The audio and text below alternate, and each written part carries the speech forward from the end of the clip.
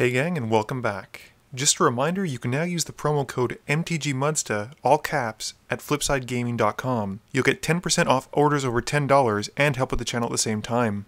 Additionally, Flipside Gaming is going to be giving away a box of Battle Bond to celebrate my 20,000 subscribers. For entry, all you have to do is use the promo code MTGMudsta on any order over $10 and you'll be entered to win. You can do multiple entries for each time you use the promo code.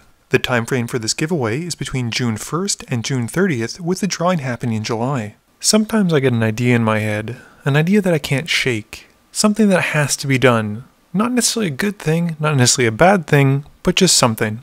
This week, to celebrate Battle Bond in its two-headed giant format, I decided to do a two-headed giant game of EDH. But we decided that the two-headed giants would both have the same head. Now, I'm sure if you've seen the thumbnail, you know that this is a Xenagos versus Gishath deck. With that being said, let's look at Team Xenagos. We've got Matt keeping a hand with two forests, a mountain, Timber Gorge, Sylvan Safekeeper, Kadama's Reach, and Burgeoning. We have Trevor, who's keeping Skarg the Rage Pits, Forest, Cinderglade, Somberwall Sage, Savage Ventmaw, Sakura Tribe Elder, and Nykthos. We then have the Dino Dudes, and Sean keeps a Command Tower, a mountain, Stomping Ground, Forest, Sylvan Library, Sunpetal Grove, and Swiftfoot Boots. Mike keeps a hand with Plains, Sunpetal Grove, Regisaur Alpha, Ripjaw Raptor, Kadama's Reach, and Kinjali's Collar. We set the life points to 60, and agree that 20 points of infect damage have to be done to win the game through that. Mike and Sean win the die roll, and start us off. Mike and Sean play a Plains and a Stomping Ground respectively, and Mike casts a Kinjali's Collar, and they pass turn. Matt and Trevor play a Forest and a Tap Cinderglade respectively, and Matt casts Burgeoning. For Mike and Sean's second turn, Mike plays a Sunpetal Grove and Sean plays a Command Tower. Matt gets two Burgeoning triggers and gets to put out a Timber Gorge and a Mountain. Sean then casts Soul Ring and casts Swiftfoot Boots, while Mike casts a Deathgorger Scavenger. Matt and Trevor play a Temple of Abandon and a Forest, and while Matt scries, Trevor casts Sakura Tribe Elder. Matt then casts Kadama's Reach because ramping for lands is his game plan, and he puts a Forest into the field and a Mountain to his hand. Mike and Sean start turn 3, and Sean plays a Path of Ancestry, and Matt gets to put out the Mountain thanks to Burgeoning. Sean then casts a Sylvan Library, and they pass. At the end of their turn, Trevor sacrifices the Sakura Tribe Elder to find a Mountain. Matt and Trevor play a Forest and a Myriad Landscape respectively. Trevor then casts a Somberwall Sage, while Matt chooses to bring in Xenagos. For Mike and Sean's turn, Sean uses the Library trigger but doesn't keep any extra cards. Mike plays a Sunhome Fortress of the Legion, while Sean plays a Sunpetal Grove. Mike then casts Kadama's Reach, while Sean realizes he's just slightly short of being able to cast Gishath. Mike grabs a Forest for the hand and a Mountain to the field, and they pass. Matt and Trevor draw in unison, channeling their inner Xenagos. They then discuss their attack plan, and Matt casts a Harmonize to draw 3. Matt then plays a Forest, and Trevor casts his own Xenagos. Trevor then plays Skarg the Rage Pits for his land for turn, and Matt casts a Spellbreaker Behemoth. Moving to combat, Matt puts his Xenagos trigger on the Behemoth, and Sean responds by casting Enlightened Tutor to go and find Mana Crypt, putting it on top of his library.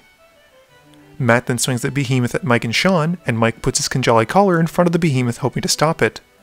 Trevor helps Matt out by giving the Behemoth Trample and +1/+1 thanks to Skarg, and Mike and Sean take 8. On Mike and Sean's turn, Sean uses his Library trigger to draw 2 more cards, paying 4 of their life to keep 1 extra one. Mike then plays a Forest, and Sean drops a Mountain. Sean then casts Mana Crypt, and Mike brings out Regisaur Alpha, gaining a token. Sean then taps out on his side, and casts Gishath, gearing up the commander with the Swiftfoot Boots. Moving to combat, Sean swings his commander, while Mike swings a Deathgorger Scavenger at Matt and Trevor. Mike exiles a Sakura Tribe Elder, and they gain 2 life. Matt and Trevor then take 10 damage, and Sean gets his Gishath trigger. He hits Gulta, Thrashing Brontodon, Temple Garden, Zakama, Itali, Jungle Shrine, and Temple of Abandon. He puts the 9 dinos on the bottom of his library, and they pass to Matt and Trevor. Matt and Trevor's turn starts off with Trevor counting up his creatures, which is never a good sign. Trevor then floats green mana from his Sage and plays a Foily Forest.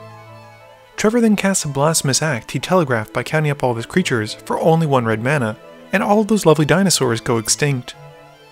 Trevor then casts a Savage Ventmaw, while Matt brings out Garruk, Caller of Beasts. Matt upticks his Walker and reveals Thunderfoot Baloth, Mina and Den, Sheltered Thicket, Artisan of Kozilek, and Reliquary Tower. He puts the creatures to his hand, and he casts a Sylvan Safekeeper.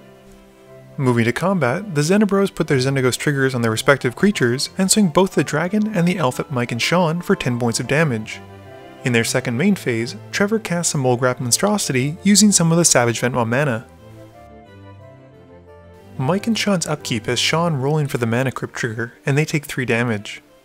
Sean then uses the Sylvan Library trigger, but takes only 1 card while Mike drops a mountain and Sean drops a forest. Sean then recasts his commander, and they move to combat. They swing in, and Trevor moves the Molegraph to block, and with the blockers declared, Mike casts the Onward half of Onward to Victory, basically doubling Gishath's power. Moving to damage, the Molegraph dies and exiles itself, bringing back Trevor's Somberwall Sage, and Sean gets in for 6 commander damage.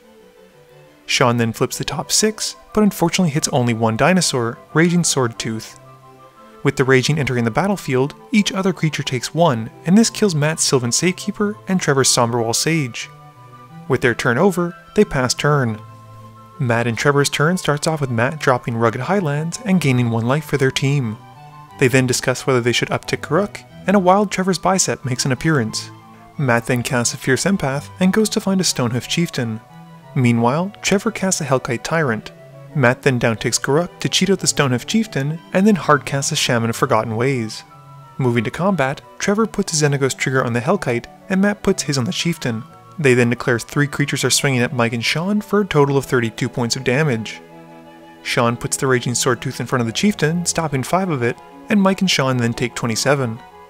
The Hellkite triggers on damage and seals all of the artifacts, which are at this point all on Sean's side of the board.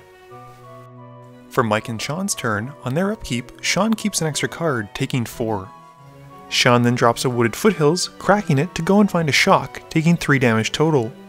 Sean suggests that Mike played that card, and Mike casts a Ripjaw Raptor. Sean then casts a Burning Sun's Avatar, dealing 3 to the Ripjaw and 3 damage to Matt and Trevor. Mike gets to draw a card, and then he plays a mountain, and they pass turn. For Matt and Trevor's turn, Matt upticks Garruk, revealing the top 5, but only hits a Birds of Paradise. Sean reminds Trevor to roll for the Mana Crypt, which is a moral victory for the Dino Dudes. Trevor rolls, but they don't take damage. Matt then casts Artisan of Kozilek, and it brings back the Sylvan Safekeeper with the on-cast trigger. The Xenagos then put their triggers on, well, frankly anything, and swing in for lethal. Mike and Sean block, but there's more than enough damage to kill the Dino Dudes dead. Game review time. So, as I said before, I don't know if this is a good idea, I don't know if this was necessary, but I had a lot of fun doing it, and I hope everyone else did too. These are 2 very explosive and aggressive decks, and often are able to get out of control without any kind of answers. Obviously, Matt and Trevor have a bit of a better idea of what they're doing since they're their decks, but Sean and Mike did put up a good effort. I think there were 2 critical turning points in this game, the first being when Trevor cast Blasphemous Act and was able to wipe out the entire board. This is because on an open board, a Xenagos deck does a lot better than the Dinosaur deck, as it recovers very easily with the Xenagos trigger. Any creature that comes out is going to get pumped and gain haste, meaning that it's an open board with no blockers and someone's going to take it to the face. I think had it not been for the Blasphemous Act, Sean and Mike were about to get a bunch of value out of Zakama and the Atali trigger on swing for next turn. The second turning point of this game was when Sean recast his commander and lost it to the Molegraph Monstrosity. This would have been okay had he been able to find some more dinosaurs, but only hitting 1, I think all but sealed the deal on their side of the table.